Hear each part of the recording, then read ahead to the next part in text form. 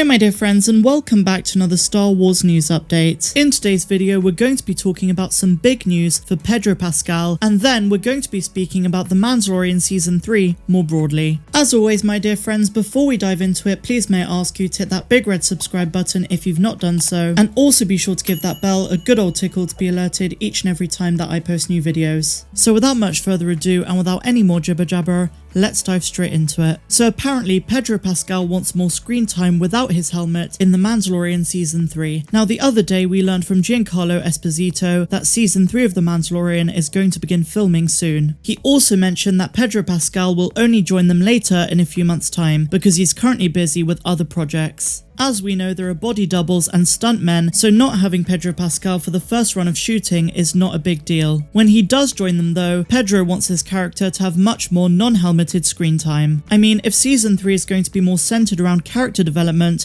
then it does make a lot of sense to have a helmetless Din, especially for those more emotional shots. And overall in Season 3, I want a lot more backstory to his character. We need to learn more about his parents and how he ties into the broader Star Wars universe. I think a key component of all of that is the fact that he now has the Darksaber. We must wonder if he's going to rule Mandalore himself or if Bo-Katan is going to challenge him for it. Some people have mentioned that because she accepted it from Sabine Wren without a fight, she might accept it from Mando. But it seems to me that losing the Darksaber to Moff Gideon, which we never saw on screen, made Bo-Katan want to reclaim her honor, and this time with a fight. So I do think if she wants the Darksaber, which we know she does, then she's going to challenge Din Djarin for it. It's an interesting scenario which I'm fascinated to see come to life. Now while we do have to wait an entire year for The Mandalorian Season 3, we have to remember that the Book of Boba Fett comes out this December, where Pedro Pascal is rumoured to have a couple of cameos. So we might not have to wait that long for the story to begin to resolve.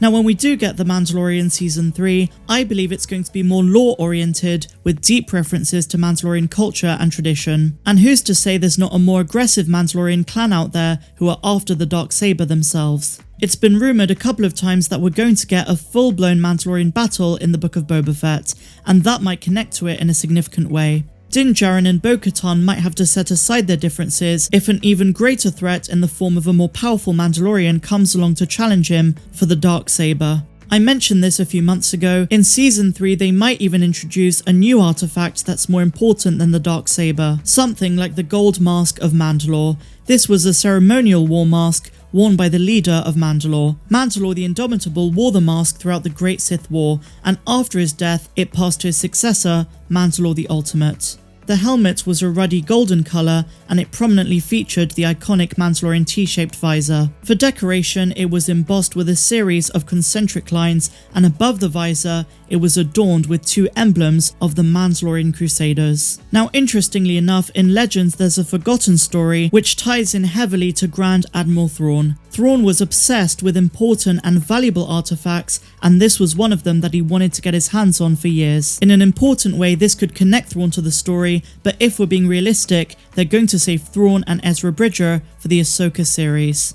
Now going back to Pedro Pascal, if Din Djarin is going to have more helmetless screen time in Season 3, then it can only mean one thing, that his beliefs as a child of the Watch are easing. Maybe having been a parent to Grogu in the past 2 seasons has softened him, and meeting Bo-Katan Kryze may have made him reflect on what he knows about Mandalorian identity. Bo-Katan showed him that you can be a devout Mandalorian without having to conceal your face all the time. There is the metaphorical parallel between tradition and modernity, but then again, Mandalorian creeds have varying beliefs. But all in all, I would love to see that conflict with Din and how he's changed since Season 2. This is particularly true if there's going to be a time jump. As an audience, we want to see that progression and development throughout the series. Dave Filoni and Jon Favreau are doing a phenomenal job, and the same goes to all of the amazing folks who work on these shows.